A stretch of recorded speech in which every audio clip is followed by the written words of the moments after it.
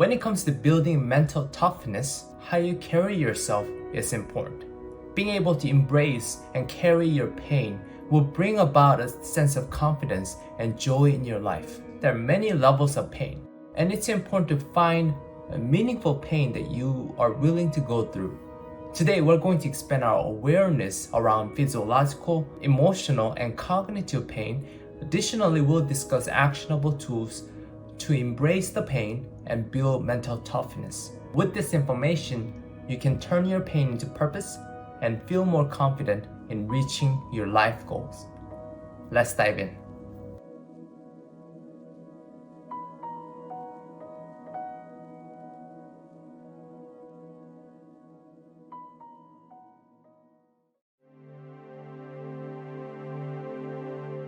Hello, I'd like to welcome every self-healer who's willing to build mental toughness by embracing and being present with your pain.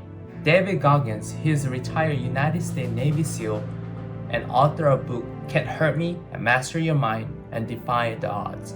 In his book, he shared how mental toughness and self-discipline help him overcome tragedy and accomplish his goals. He stated, by regularly and intentionally seeking difficulty and discomfort in your life, and by demanding more from yourself, physically, mentally, emotionally, and spiritually, you can achieve extraordinary and make what you previously thought impossible possible. So it's important to going through the pain, going through the discomfort that's meaningful to you, because it's your own subjective experience. So looking at our nervous system, we have sort of a built tolerance level with the pain. Our nervous system is built to protect us. When we experience stress or pain, our body is built to react by fighting or fleeing or freezing. There are survival mechanisms that happen automatically when we feel a threat to our safety or well-being. Let me briefly explain each mechanism. The first, the fight mode, is about fighting back to the threat to protect themselves.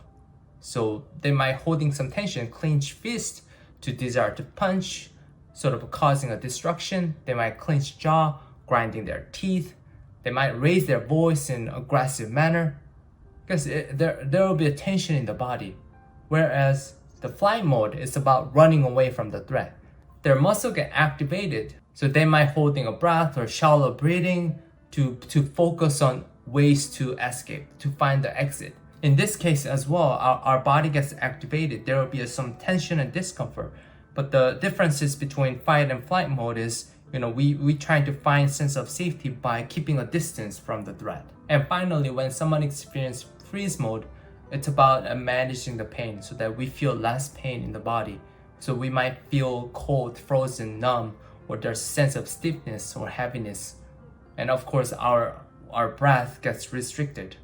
Our wonderful nervous system activates one of these innate survival mechanisms depending on our pain tolerance. And today we're going to discuss different exercises that can help you respond calmly and regulate this fight, flight, freeze response.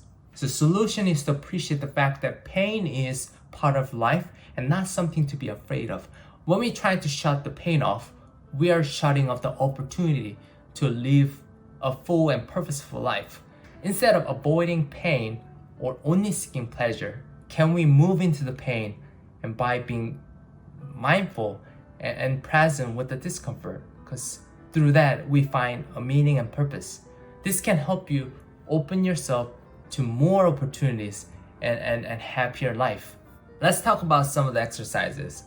In first exercise, you'll create a sensation of some moderate stillness and maybe uncomfortable stiffness with mindful acceptance here. It's called staring a spot. First thing is to identify a value in this exercise and your bodily experience. The value in the following exercise I found is patient. And the value is very subjective experience. So hopefully you'll be able to identify your own value in the following exercises. First, let's set up a timer for a minute or two and stand about 2 feet away from a wall and find a spot on the wall and simply stare at it. But what's important here is not to move. So find a position that you feel comfortable and try to not move and maybe try not to blink.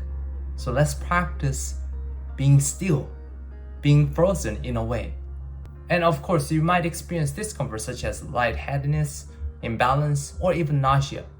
And when it's too uncomfortable, I want you to stop. But if you can tolerate that discomfort, go ahead and challenge yourself.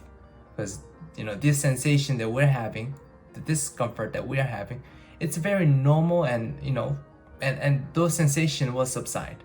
So let's trust our body and just be with that discomfort. Let's take it up a notch. For next exercise, you practice making room for discomfort by holding your breath, because we all have a different tolerance level with breath hold. During this exercise, if the discomfort is too much or intolerable, I encourage to stop. It's about experiencing moderate or tolerable pain or discomfort. So be mindful of that. So again, remind yourself of the values that you're getting. For me, it's a patient. So I'm gonna remind myself that I'm getting more patient. I'm getting more patience. So take your time to remind yourself the value that you're receiving. Well done. How was it? Was that tolerable? Was that manageable? Or was that intolerable? Was that unmanageable? It's important to choose an exercise, allow yourself to safely feel discomfort or pain. I like to call this feel exercise. And there are multiple ways we can approach with this. Some people prefer walking, some people prefer running, or some people prefer just meditating or sitting still. Because there are many ways to kind of feel the pain emotionally, physically, mentally, and spiritually. Feel exercises. Feel stands for Feeling Experiences Enriches Living. It's a somatic body-based, sort of an intelligence program.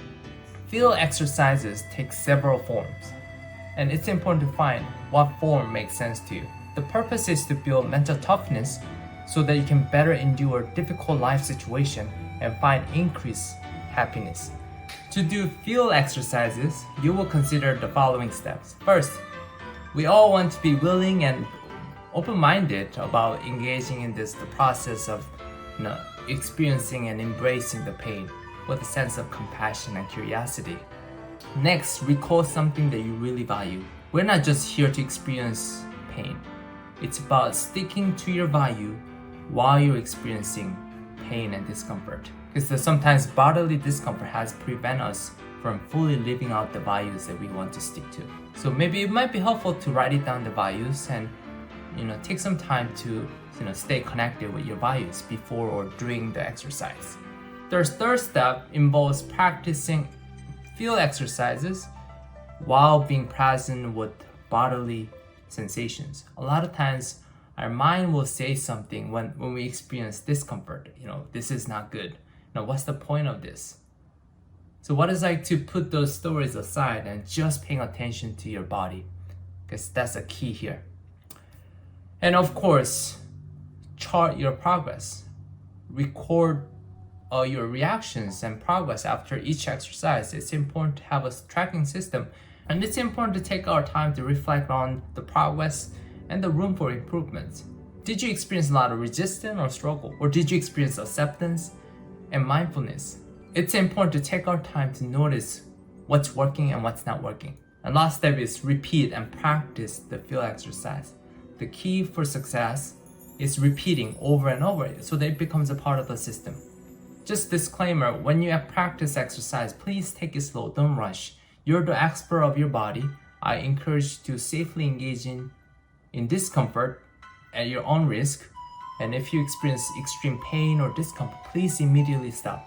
Alright, so by engaging in various feel exercises ongoingly, you're sort of practicing dealing with life challenges along with fear and anxiety. Eventually, you'll be much prepared for life adversity. I will eventually have to prepare and go to my parents' funeral. I might quit my job and make different career choice. Might deal with difficult financial situation. When I get old, I have to call doctor's office, because these are the normal phase that we all have to go through down the road. So feel exercises will help you prepare for potential life adversities. Remember, mental toughness is a key factor to happy and fulfilling life, and embracing the pain is an essential part of the process. These uncomfortable exercises can add a lot of values to our lives. And please be kind and patient with yourself while you're engaging in these activities. Again, we are creating a different stories, different relationship with pain. And it's important to let go of these old narratives, old relationship with pain in order to create a new one, right? So our new story, our new relationship with pain will be about finding growth and mental toughness through pain and the suffering. The mental toughness is not about strategy. It's sometimes it's about lifestyle, the attitude that we want to have. We all must do things we hate on a daily basis, right? And what kind of purpose and meaning you want to find those things that you hate to do. So take your time with that, okay? Take good care of yourself and do your healing every day.